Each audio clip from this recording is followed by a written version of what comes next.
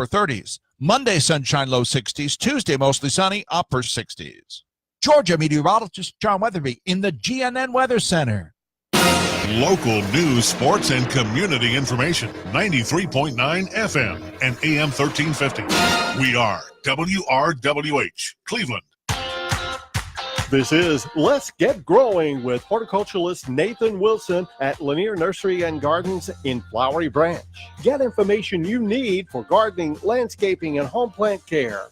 We're taking your calls right now at 706-865-3181 or email info@wrwh.com.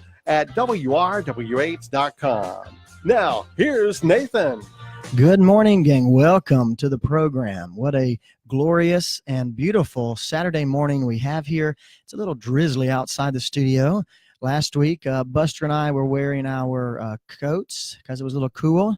Today, we're wearing our rain jackets because we're getting a little wet behind the ears, but that's okay because, hey, in the garden, that's exactly what we want. That's exactly what we love. We love to have rain, don't we? Those times in the summer when rain doesn't seem to be coming our way, well, now we have some. So we can't complain, really. We really can't complain. So this cool weather is here.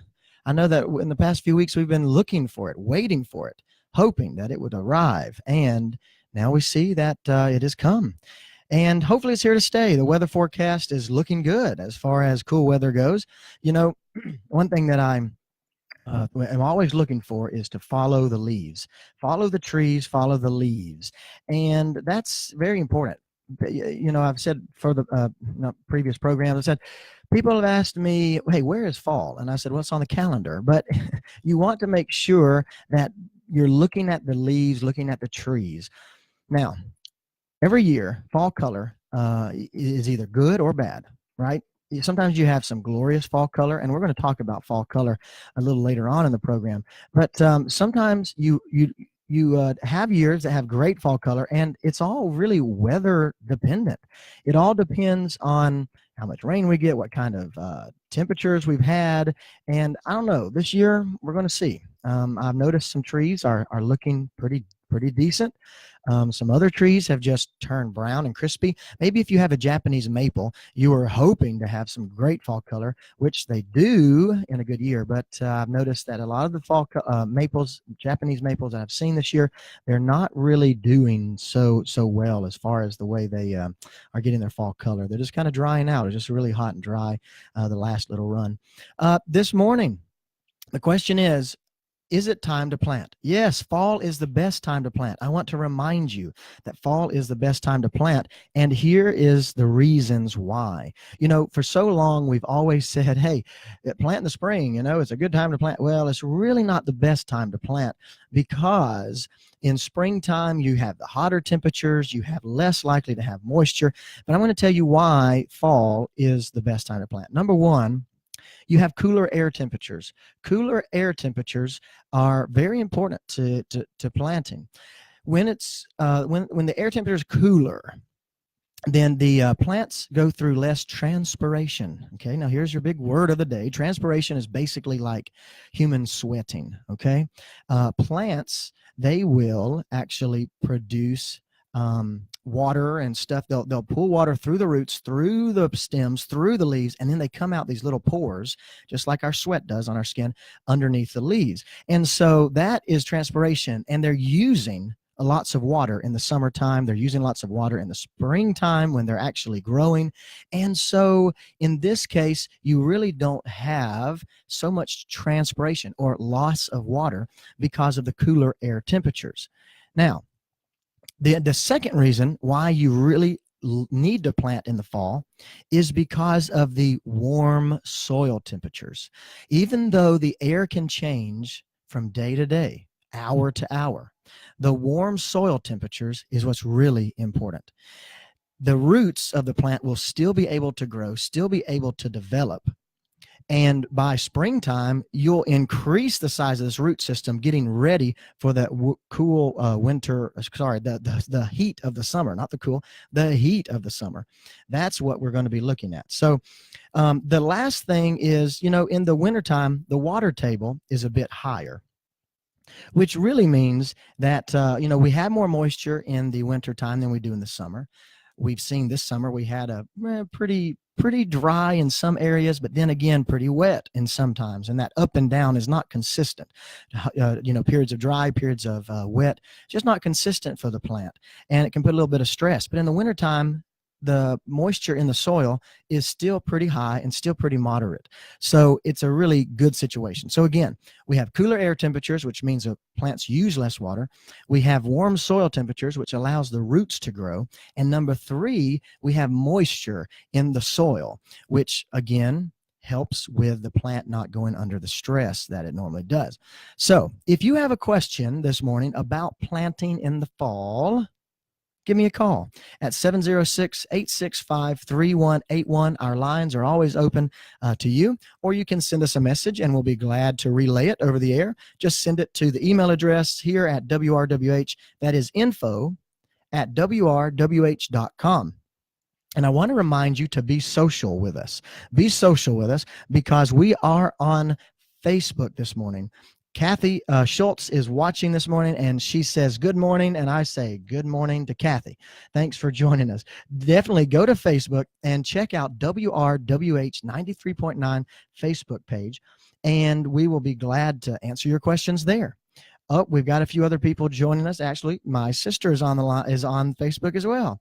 So definitely check us out there. Now, if you're joining the program or new to the program, I want to remind you that we also bank away old shows. We put old shows on YouTube. If you go to youtube.com and search WRWH, then you will be able to watch everything, or listen rather, to everything that we have been producing all summer and fall long. That's odd. But anyhow, also, if you're going to be traveling, especially coming up with holidays and whatnot, you want to make sure that you take WRWH with you. And thank goodness for the internet. Radio waves may not go all the way to Florida or Michigan from here, but if you travel to Michigan or Florida, then you can listen to WRWH and all your favorite programming on the TuneIn app. It's a free app for your smartphone. Just go wherever you buy your apps and type in TuneIn. Once you download that, you've got to search for WRWH. Make it your favorite, because like I always say, it already is your favorite. So be sure to do that this holiday season, so you can keep in touch with all of the good programming that you're used to here at WRWH. Today, we've got a really big show. We are going to talk about a lot of topics, a lot of hot topics for this time of year.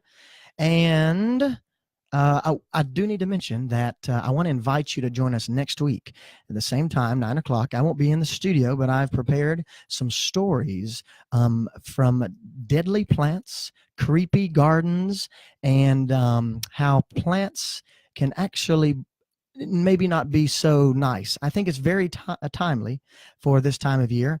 Since that'll be our show before Halloween, you can join us for a little creepy session in the garden and learn about some history, how plants have attacked people or done certain things. There's no feed me Seymour necessarily, but it will be fun and exciting, and it's going to be a little something different. So be sure to join us for a Halloween special in the garden here at Let's Get Growing next week at 9 o'clock. This morning, I want to touch on a topic that some folks are probably dealing with if you are planting fruit trees. If you're planting fruit trees, or maybe you have a small orchard, I want to remind you that there are certain things you must do this time of year, especially to help prevent the presence of disease, including bacteria and fungus. You see, what happens with fruit trees, we're talking like apples, pears, plums, peaches in particular. These types of plants are definitely going to produce these beautiful fruits, but sometimes the fruits go awry. Sometimes the fruits will go astray with some disease, may overtake the fruits, and you may notice that on your trees. What you want to do this time of year is you want to remove any and all fallen fruit that is on the ground around the tree. You also want to take off any fruits that will not be harvested. Any of these, the ones on the ground or the ones that are on the plant, can lead to overwintering of bacteria and fungus. And what you'll essentially be doing if you leave the fruits is you're allowing fungus and bacteria to just create a habitat right there around the plant. And then next year, you're faced with the same problems. So ideally, you would remove the fruits that have fallen or fruits that are on the trees and are not going to be harvested, and you're going to burn them. You're going to take them away, you're going to put them in the burn pile, and you're going to get rid of them that way.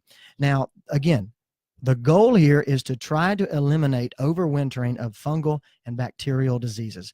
In the South, gang, fruit trees are tough. Fruit trees are tough to grow. And the reason is because of our heat, because of our humidity in the summer, we are left with higher chances of bacteria and fungus to overtake. And I know that we've been talking on the air before. You can look back at some of our previous broadcasts. But what you can do is we have to maintain a kind of spray, essentially, some kind of fungicide or bactericide throughout the summer. And this time of year, what your goal is to get rid of the presence of these fungus and bacteria on the fruits for next year. If there's leaves that fall, it's a good idea to get rid of the leaves as well. That's probably one of the only cases where I would encourage you to move leaves. Most of the time, when leaves fall, you let them stay there and they go back into the soil and give you good nitrogen. At least 33% of the plant's nitrogen need goes back into the soil. But in this case, you have to forego the extra nitrogen in order to get rid of overwintering diseases. So again, that's fruit trees. If you've got a question about your fruit tree, feel free to give me a call this morning, 706-865-3181. Now, I want to mention that this week I've decided that I have found out and discovered my favorite garden tool. I have discovered my favorite gardening tool, and that gardening tool is called a fork. No, I don't mean I go out there with my silver-plated dining forks. Who am I kidding? I have aluminum forks, But I don't go out there with a dining fork. I'm talking about a garden fork. And there's a couple of different kinds. There's a few different kinds, but I'm going to talk about two of them. One of the main forks that you're probably familiar with is called a pitchfork, basically the pitchforks have these long tines. There's usually a lot of them. And it's kind of that classic American, if you're familiar with the painting American Gothic, where you have the man and woman standing there and the man's holding the pitchfork in his hand and they're looking very gloomily into the frame there. That is the pitchfork. And the pitchfork is used primarily to transfer things, to move something from one place to another. Yes, hay or straw can be moved with a pitchfork, as well as compost or mulch. If you're using mulch, I know a lot of times the temptation is to use a shovel. And maybe you're using a shovel when you're moving mulch, but you really want to use a good pitchfork, a good pitchfork. The reason it's called a pitchfork is because you pitch it, you scoop and you pitch it somewhere. You pitch the product that is in the fork somewhere. So the pitchfork is good for moving particles that have large kind of irregular shapes like straw or mulch or compost, like I've already mentioned. Now, the other type of fork is called a digging fork. Okay. A digging fork or a spade fork is one that you're going to use to push into the ground. A spade fork is going to have probably less number of tines, maybe, but they're definitely going to be wider. They're going to be maybe up to an inch wide, and they're going to be stronger than the pitchfork's tines. And the idea is that you can push with your foot. You can push the fork down into the ground, and you can lift the soil, you can soften the soil, you can mix soil with the pitchfork. As a matter of fact, I think that the spade forks are going to do you a better job, less effort in mixing soil, especially if you're building a perennial or annual bed and you're adding compost and whatnot. Mixing that together with a spade fork or digging fork is going to give you better results than even using a shovel, maybe. Because of the tine action that you get there, you can kind of mix and till in that respect. So again, my favorite gardening tool is going to be the fork. Forks of all different kinds. There's another one called broad fork, which we don't really have time to talk about. But the main two forks that I can see you using would be a transferring action from a pitchfork and a digging action with a spade fork. Those two are going to give you some good results. When you start moving mulch this fall, if you start mulching, we're going to talk about mulch later. in the show, but you start moving mulch and you're using a shovel, just realize that that is not really the best or most efficient way. Try to use a pitchfork and get that stuff spread. Folks, I want to say hello to a few folks. Matt Jarrett and Nancy Clendenin are watching on Facebook. I want you to make sure that you go to Facebook and search WRWH and be sure to like that page, because you already like WRWH so much. Hey, hang on tight, because we're going to talk about bulbs, spring bulbs, and how you need to be dealing with those just in a few moments. Have you played Apple Mountain yet? Come and experience the most talked about golf course in North Georgia foothills, complete with clubhouse, full line of equipment, driving range, senior discounts, twilight rates, and lessons for beginners as well as accomplished golfers. Open all year, 7 days a week. Have you played Apple Mountain yet? Call 706-754-2255 and book your tee time today. Apple Mountain Golf Course off Old Highway 441 on Rockford Creek Road in Clarksville. This is Brian Alexander with Barrett Funeral Home. At Barrett Funeral Home, we're White County's only locally owned and operated funeral home. For over 40 years, we have provided comfort to those in need. Call today with any questions you may have about planning funeral arrangements. Call us at 706-865-3101 or visit our website at barrettfh.com today. Barrett Funeral Home, 118 North Brook Street, Cleveland. Hi, folks. It's Mark again with Dr. Don Robbins' optometrist office. You know, sometimes people feel that they have to drive a long way to get a good deal on glasses. That's just not true. In our office, we have single vision frame and lens packages for $50, and that's with a 1-year warranty against breakage or scratches. We also have the most current technology lens and frames. We have glasses for every budget. Call and make an appointment at 706-865-2020 or just come in to see us at 514 West Keitel Street in Cleveland. Back to more Let's Get Growing with Nathan Wilson. Welcome back, folks. We do want to welcome Jerry and Melinda and Kelly. These folks are all joining us on Facebook Live. Feel free, if you have your smartphone or computer, you can track what we're doing on Facebook Live and just search WRWH. We do have a question from Matt. He says, how can you dry out a hanging basket that's gotten too much water? Good question, Matt. So sometimes containerized plants in general are tough. And you can ask me about it because that's what we do at Lanier Nursery and Gardens. All of our plants are in containers. We don't plant them in the ground. We plant them in containers so you can come and purchase them. But there is a balance between underwatering and overwatering. And overwatering is a big problem for many containers. Now, with hanging baskets in particular, especially if they're on a front porch where they may not get as much sun, they may not naturally be drying out. The first step you want to take, Matt, is definitely monitor the water before you water. Okay. The temptation is to say, oh, I need to water these. And sometimes we water every day, and that's maybe too much, especially a hanging basket under a porch. So be sure to monitor the moisture in the container before you water. Monitor before you water. And then what you want to do is, if it's really saturated, you may have to take it off of its hook from under the porch and put it in a little sunnier situation. Put it on the side of the porch, at the foot of the steps, or wherever, and let it sit there for a couple of days, and you should start to see the plant drying out, as long as you're not giving it an extra boost.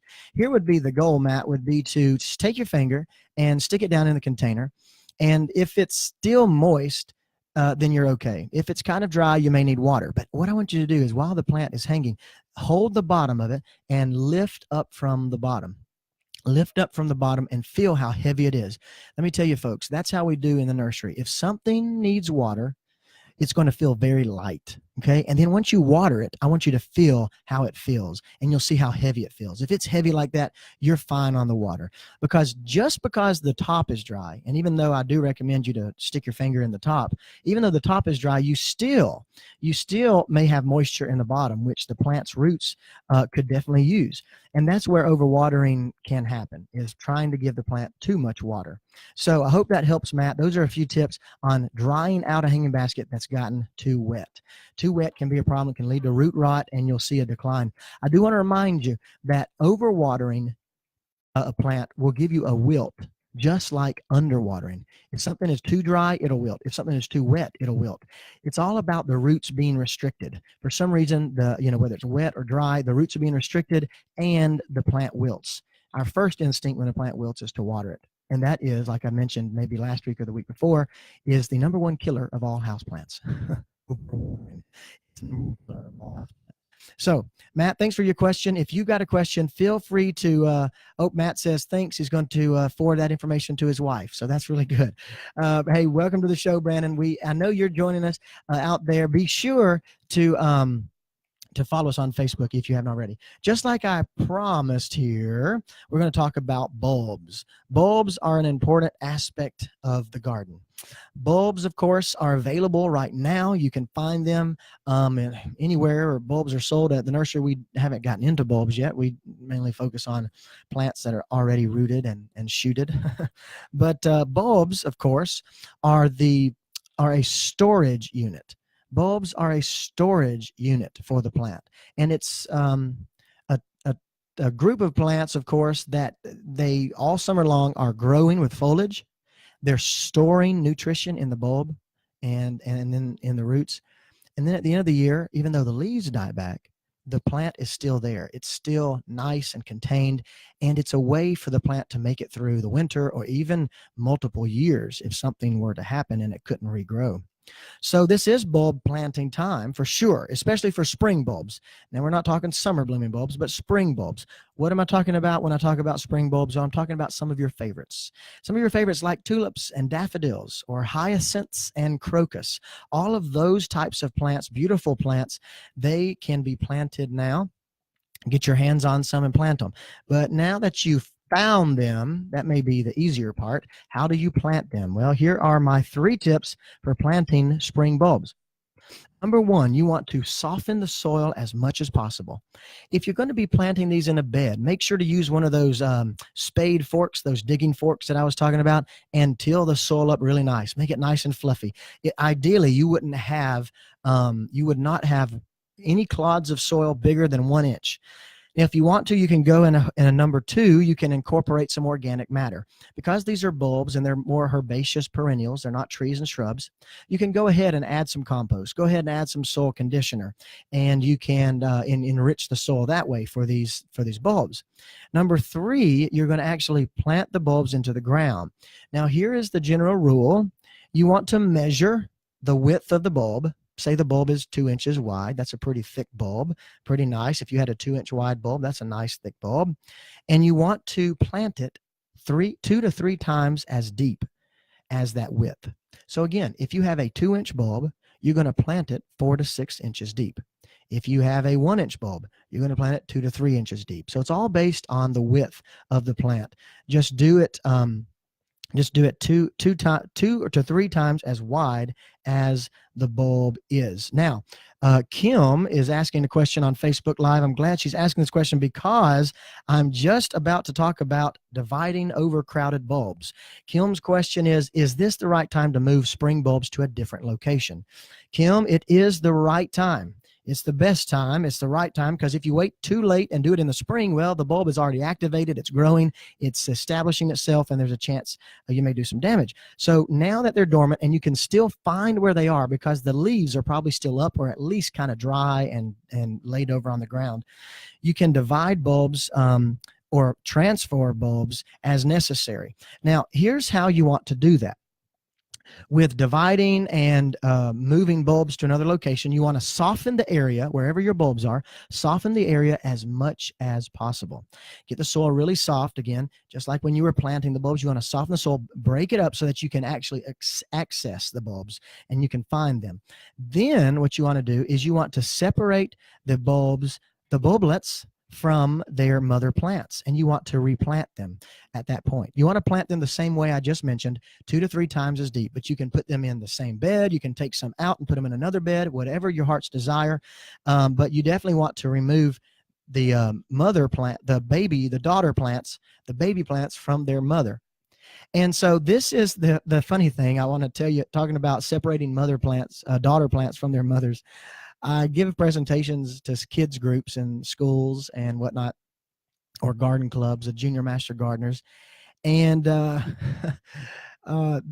when I give my presentation about what we do in the nursery, I say, well, what we do is we make more plants. And here's what we do. I say, you see this little plant here off to the big side of the big plant? I said, the big plant is called the mother plant, and the little plant is called the baby plant, or the daughter plant. And I say, and what I do in the nursery is we rip the babies away from their moms and put them in their own pots, and all the kids, oh no, that's terrible. That is horrible. Oh. And then I said, but it's okay, because in 2 to 3 years, maybe that baby plant will become a new plant, just like the mother. So we go to the phone lines today, and Linda has a question about squirrels. Hey, Linda, how are you? I'm great, Nathan. How are you? Wonderful. Thanks for calling. What can we help you with? How do I keep squirrels from digging up my bulbs that I plant? Good question. That is a tough one to accomplish, and there's a few things that we can attempt to do. First of all, there is a product that is made from castor oil that may be effective on squirrels. It's really touted more for moles and things that kind of burrow. It's called Mole Max. We have it at the nursery. It's listed for several of the rodent type pests that we have.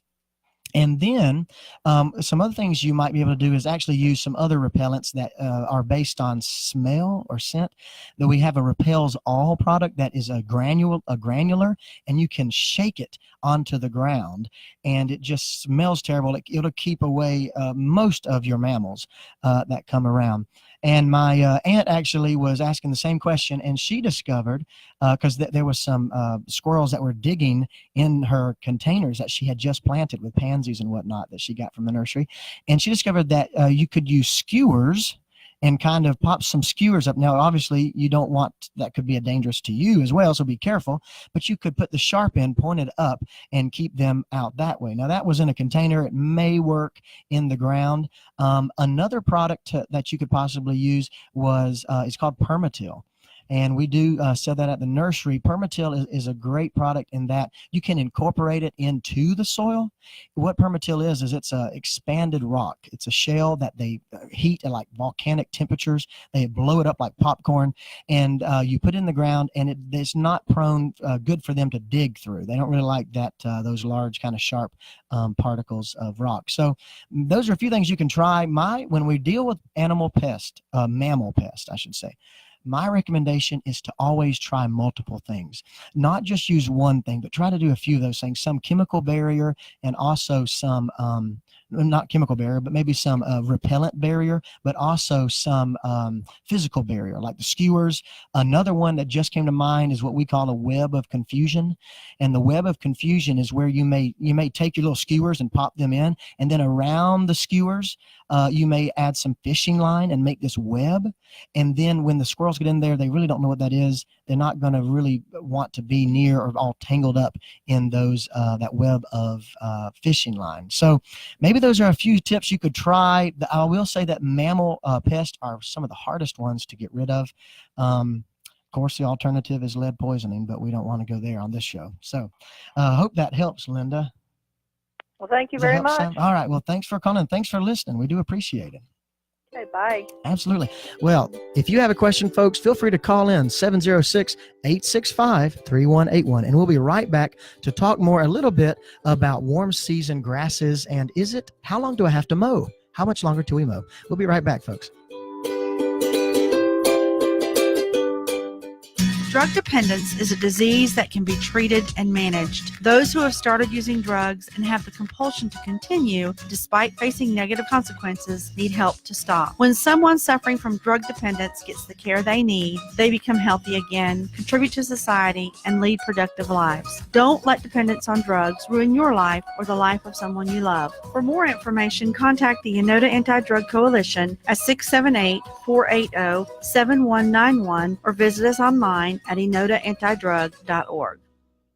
Before you dig, call 811 or go to Georgia811.com. As soon as those construction guys started working next door, they cut my phone line and internet. I wish they'd called 811. My neighbor was putting in a flower bed and was hurt really bad when he hit a power line. I hope he recovers well, but all he had to do was call 811. The kids have schoolwork to do, and my internet service is still down. If only they'd called 811 or gone to Georgia811.com. Brought to you by Georgia 811. Connie's Flowers in Cleveland has the flowers to fit every occasion, along with some wonderful personal gifts. Your full-service florist, Connie's Flowers, takes pride in the work that they do. Their experienced designers strive to provide high-quality arrangements that you'll be proud to send. They have those beautiful-sounding Corinthian bells, a great way to express your feelings for many occasions. Stop in and visit with them in the Village Plaza Shopping Center or phone in your orders 706-865-3794. Remember, choosy people choose Connie's Flowers. You make sure his toys don't have any sharp edges. You taught her what to do when the smoke alarm goes off. You do so much to keep your child safe. But are you using the right car seat for your child? Car crashes are a leading killer of children ages 1 to 13.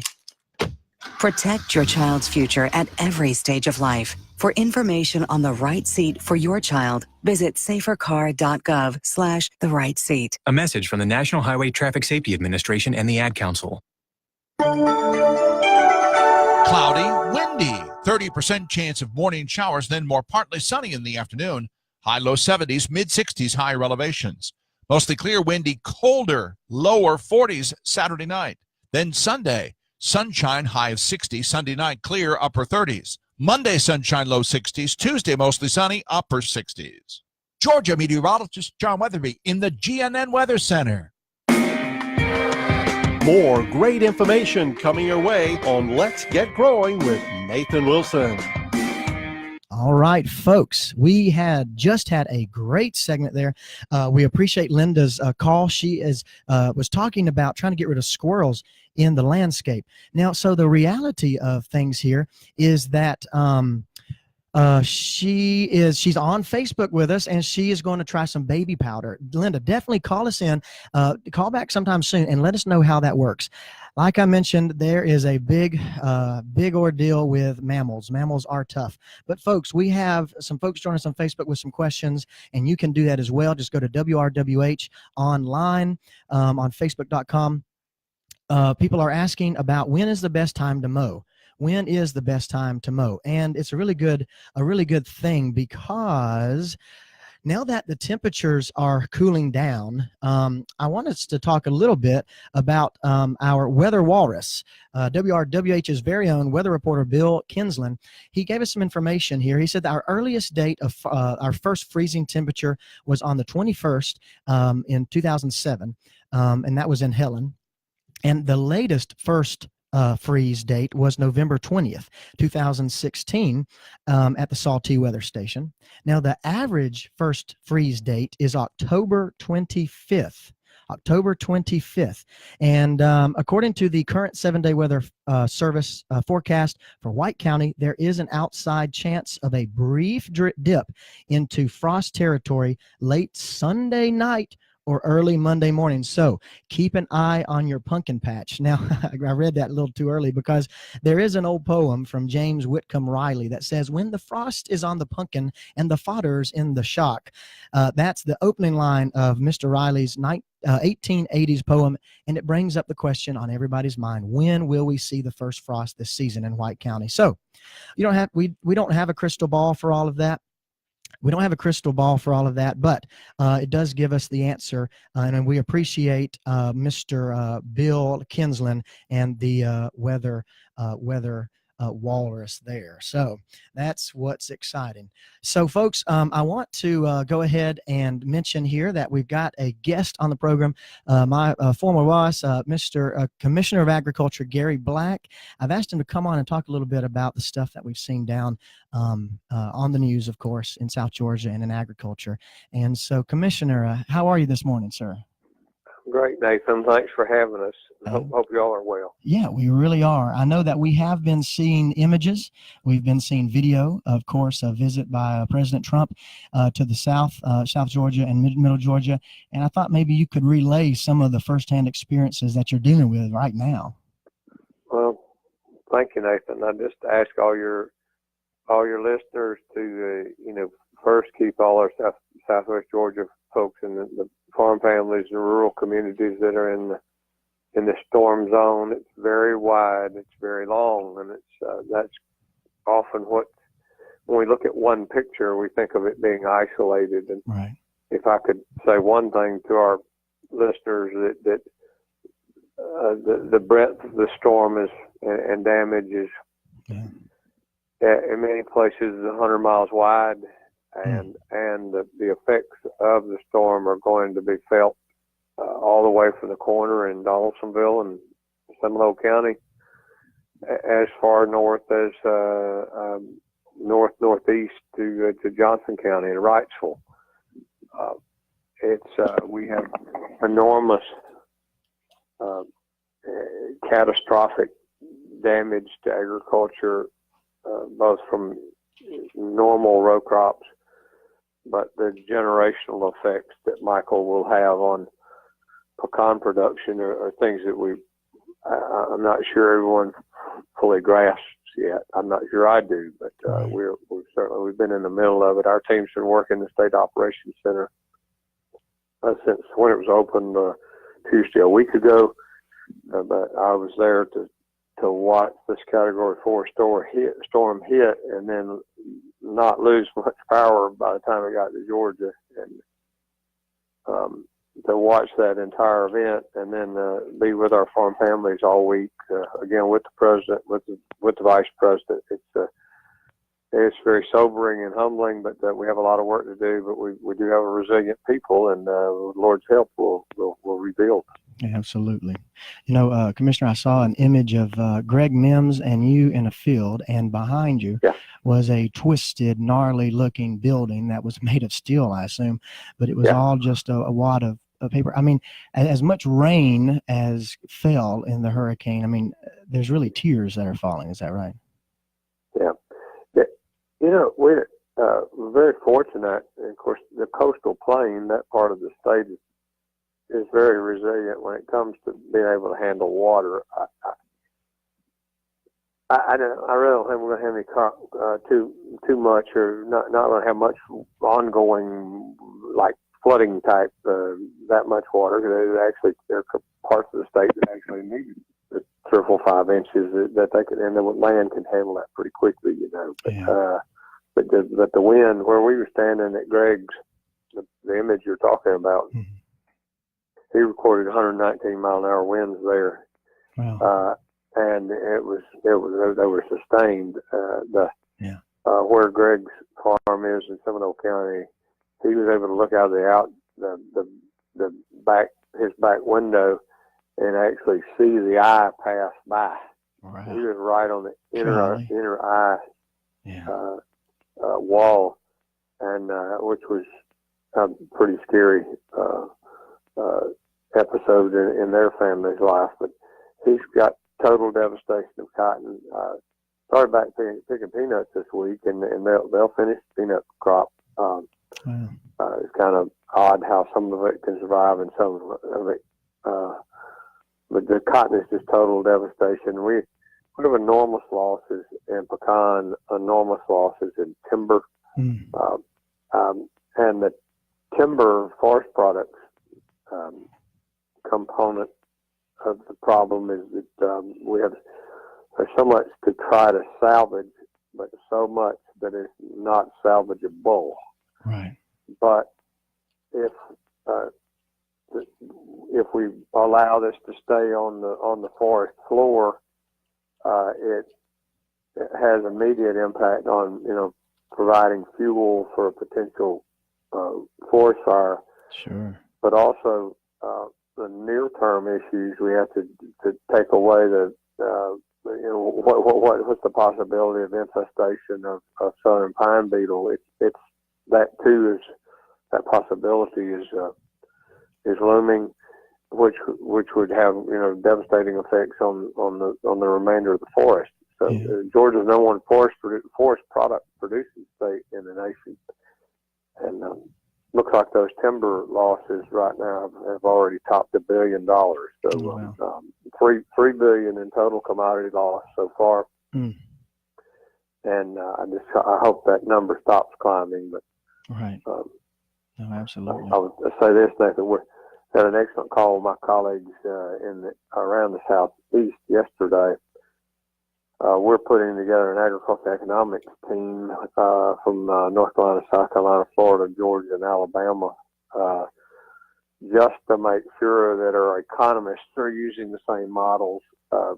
It's time for the states to come together, use the same type of data collection so that we can communicate clearly to Congress and meet the needs of what the president and vice president have both requested. Make sure we have an accurate count. Yeah. This is not that no one wants hyperbole or blown up crying wolf. We're in. Yeah. Our rural communities have been devastated, and we've got to communicate clearly what those economic losses are, so that hopefully there'll be some help coming from the Congress. Yeah, and speaking of the federal government and all, normally we see where some other states, particularly Florida, Louisiana, and all the coastal states, they deal with FEMA and whatnot a lot. In Georgia, I mean, how has this particular experience gone, and what kind of response are we getting from the president and those? Oh my word, it's so positive, and I was able to. We helped with the visits with the president and vice president this week, and I'm thankful I could tell him directly. Right. I mean, I had 2 calls from the White House before the wind stopped blowing. Wow. I mean, so that's great. How does it get any better? We've had enormous regular, transparent communication with this administration, unlike any that I've ever been around. Yeah. Certainly, I've been serving. I've had 2 administrations to deal with, and it's not even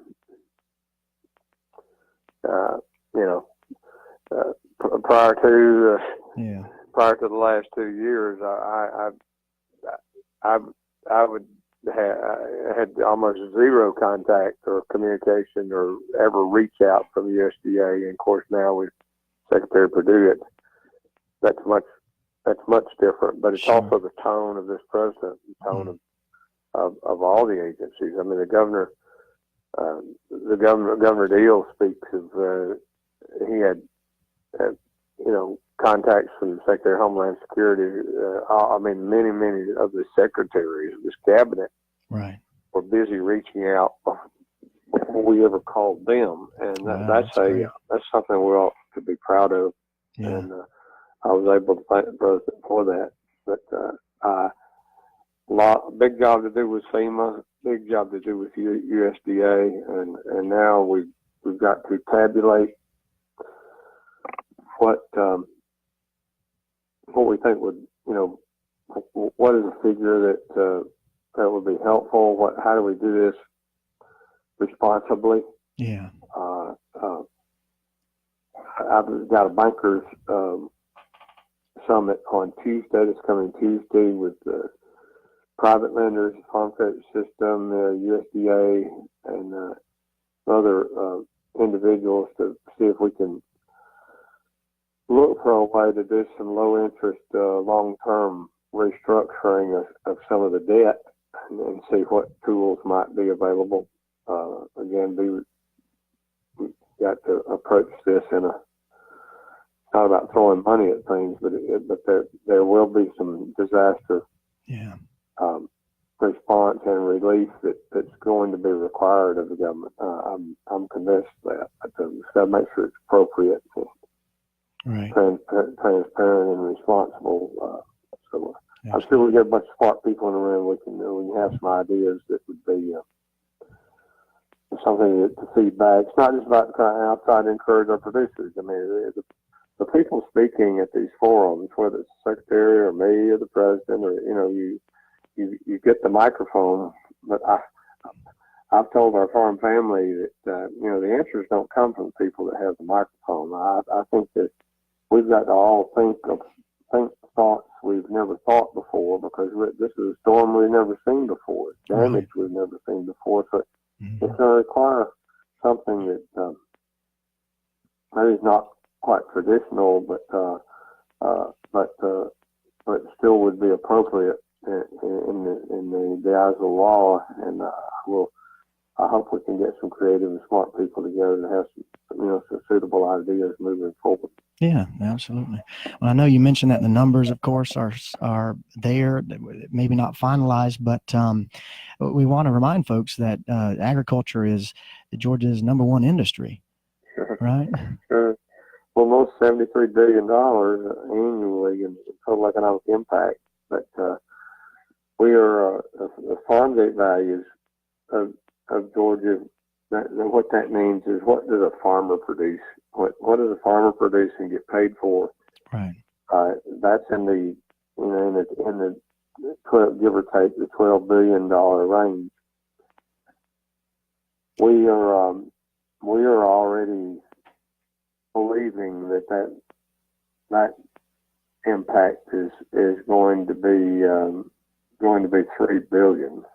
Wow. So if those numbers were to hold true, that is going to have an immediately reflect that there's 25% of the farm value, 25% of what farmers produce is simply blown away by Michael and destroyed. So, wow. crop insurance helps in some cases. Sure. But it will be interesting to see what else from a disaster relief. Some of the ideas that might be helpful to these families to help us rebuilding process. Right. Yeah, I think despite, like I said, we can look at numbers and all, but I read a story of Mr. Moss, I believe, from Camilla. He's a cotton farmer. Wow. Yeah, and he said maybe, hey, one more bad year and we're done. That was a quote. Yeah. I mean, is that the case with a lot of the farmers you see? What does that mean? No, this was actually a bubble year for many of them anyway, and that's part of the, I guess, in basic economics, or I remember in learning in the introductory agricultural economics that the term opportunity cost. You have when one thing is proposed and another something else is implemented, there may be an opportunity loss. Right. And so that opportunity cost is what the farmers were looking at here, because many times there was so much 14, 15, 16, 1,800 pound cotton. Wow. Meaning that's what they were they were looking for. Very, very much had the next 3 to 4 weeks, we would have harvested a significant bumper crop, particularly when it comes to cotton. Right. But now we either have total devastation, or what we'll find out, many parts of the state in the zone of the storm will have 30, 40, 50% losses. Wow. But some will be 100% losses. Yeah. And so that opportunity is lost. Sure. And had we been able to get through this, it would have really helped farmers recover from the last couple of years, which have been tough just in general. Yeah. But now to have this burden on top is the credit crunch in rural Georgia is going to be real, and you can't help but believe that will have impacts to land prices and cropland rental prices. And so all of a sudden, these resources start evaporating from the rural parts of our state. It should cause all of us quite a bit of concern. Yeah, absolutely. Well, I think I'll paraphrase it, but like the old quote says, you may need a mechanic every now and then, a preacher every Sunday, but a farmer, you're going to need him 3 times a day. That's exactly right. So, and it's a big world, it's a big world market, it's a big country. So,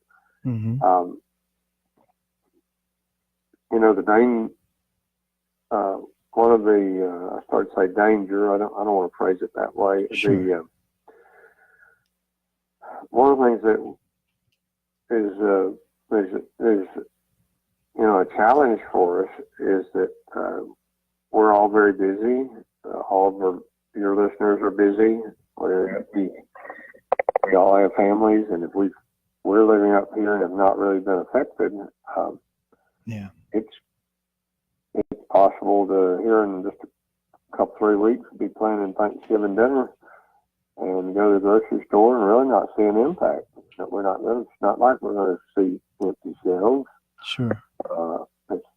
We're not going to buy cotton dress shirts for folks for Christmas. We're not going to see an impact there because it is a big world. But there's in the state we all call home and that we all love so much. We got to realize 30, 40, 50 counties of farm families that where a zero is going to be a too oftenly seen number when it comes to settling up this year. And so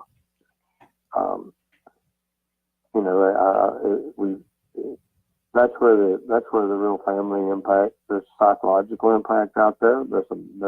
Sure. I've seen friends of mine that are as strong as I know, and they are broken. Right. They're broken for what they were hoping to happen, which was to be a very profitable year, and then turn that to zero over a matter of hours. And then just see the damage that has a long-lasting psychological effect on you too. So absolutely. But Lord sovereign, that's what we've got to remind each other. Right. Amen. He has a plan. His grace is sufficient. His word says, so we trust in that, and I know that to be true personally and professionally. And pray for the president, pray for vice president, the secretary. Sure. All of us that have any may have a touch in this, that we seek the Lord's counsel and His wisdom, and with that, let's start reaching out to these families and do all we can to help them. Yeah.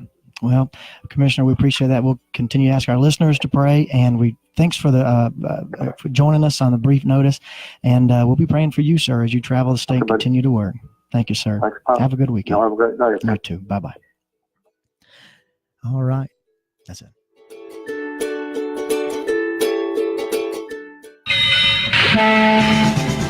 Do you want healthy choices in a clean and friendly environment? We have it here at Captain D's. Choose from grilled salmon, grilled tilapia, grilled shrimp, or grilled chicken, and side choices that include green beans, steamed broccoli, baked potatoes, and fresh green salads. All served in a restaurant with an excellent health department rating. Now that's a healthcare plan that I like. I'm Jim McClure at Captain D's. We're just cooking in the kitchen. If children are a blessing, then grandchildren are truly a gift. They renew your hope and recapture your youth because they bring joy and love to your life. As grandparents, you want to give them something in return. State Farm agent Lamar Canup in Cleveland has just the thing. It's the gift of life insurance. As your grandchildren grow, a life insurance policy can help give them financial security for the future. See State Farm agent Lamar Canup at 64 North Brook Street in Cleveland, and let him help you ensure that your grandchildren's days will be as bright as they've made yours. Trust State Farm and State Farm agent Lamar Canup to help with your grandchildren's future. State Farm is there for you. State Farm is there for life. State Farm, providing insurance and financial services.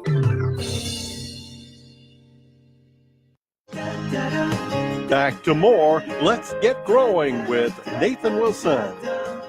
All right, welcome back, folks.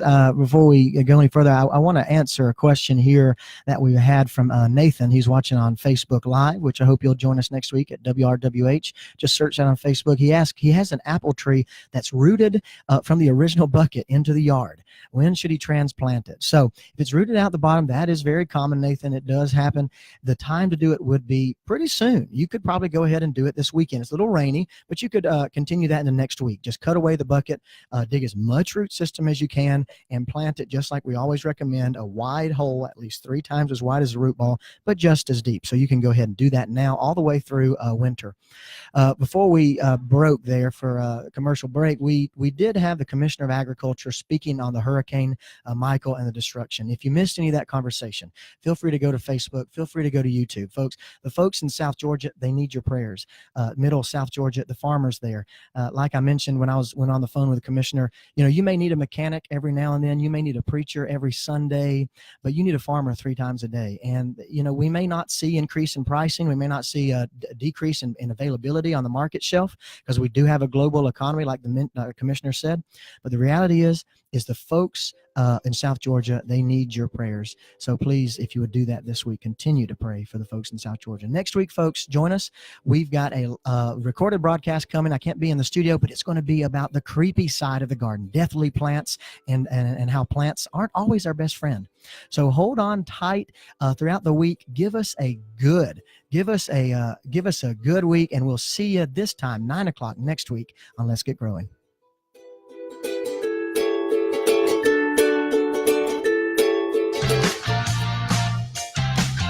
Thanks for joining us for today's Let's Get Growing program with Nathan Wilson. If you have a comment about today's program, you can reach out to Nathan by sending an email to grow@LanierNurseryGardens.com.